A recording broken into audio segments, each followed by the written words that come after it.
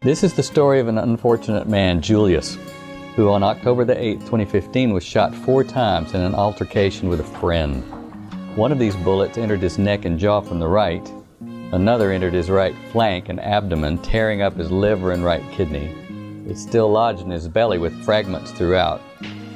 Another entered his chest, ripping into his lung, but the most devastating of all was the bullet that entered his spine on the 12th thoracic vertebrae, severing his spinal cord. This left Julius with paralysis from his mid-abdomen down. He also lost all feeling from this level down as well.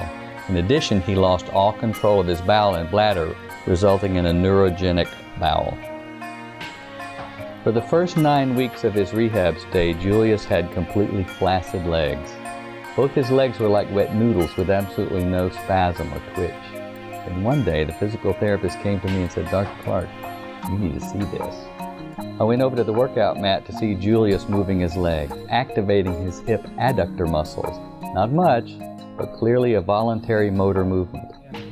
I went back to rehab and I prayed again before I went to sleep.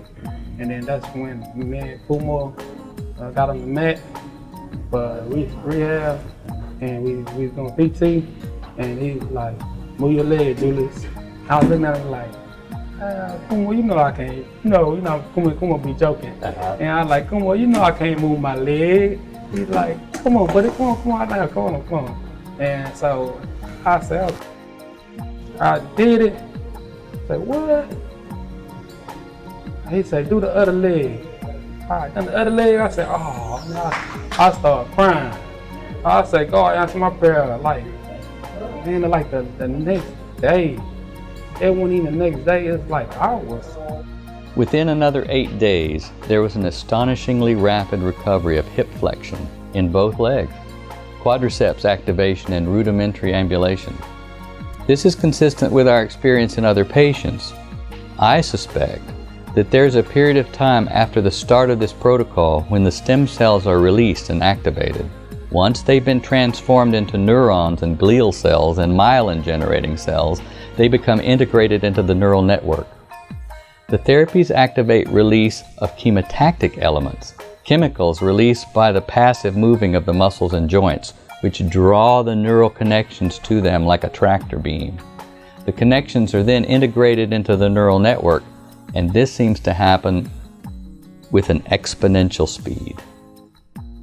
You were in the hospital with me for about a little over 8 weeks, closer to 9, and you didn't do anything, you had no movement then from October to like April.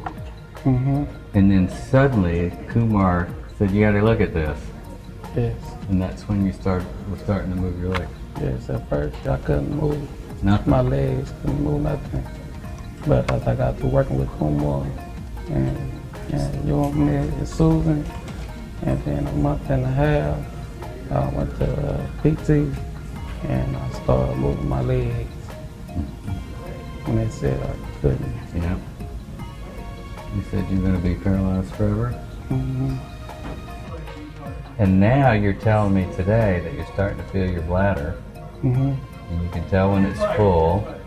Starting to feel your toes. Yes. So your spinal cord is still healing. You know, that's the kind of stuff you never see, especially that far out from your injury. You're still getting stuff back. My godmama, she came in and she like rubbing my leg. Yeah. And she was trying to make my blood flow. Okay. And she started rubbing my toes like massaging real to make my blood flow, right? And then all of a sudden, she said, "Close your eyes." I closed my eyes and she pinched me. I said, "You pinched my toe." She said, you feel it?" I said, "Yeah, mama, I feel it. You pinched my toe." And she said, "What toe I pinched?" I said, "You pinched my big toe."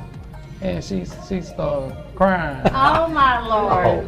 She started crying. She said, "Tell me God ain't good." He's saying that the right big toe is the one you feel it on, right? She pinched it. I felt it. He's definitely getting recovery Great. of not only the motor and the power, But the sensory. but the sensory too, Hallelujah. even the bladder. After 4 months from the injury, it's unlikely that these neurologic changes were due to a recovery from a spinal shock.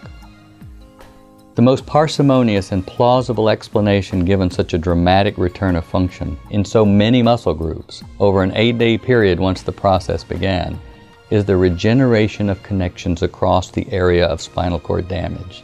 This means that if all the neurochemical elements are present, neurogenesis and repair can still happen long after an injury was thought to be permanent.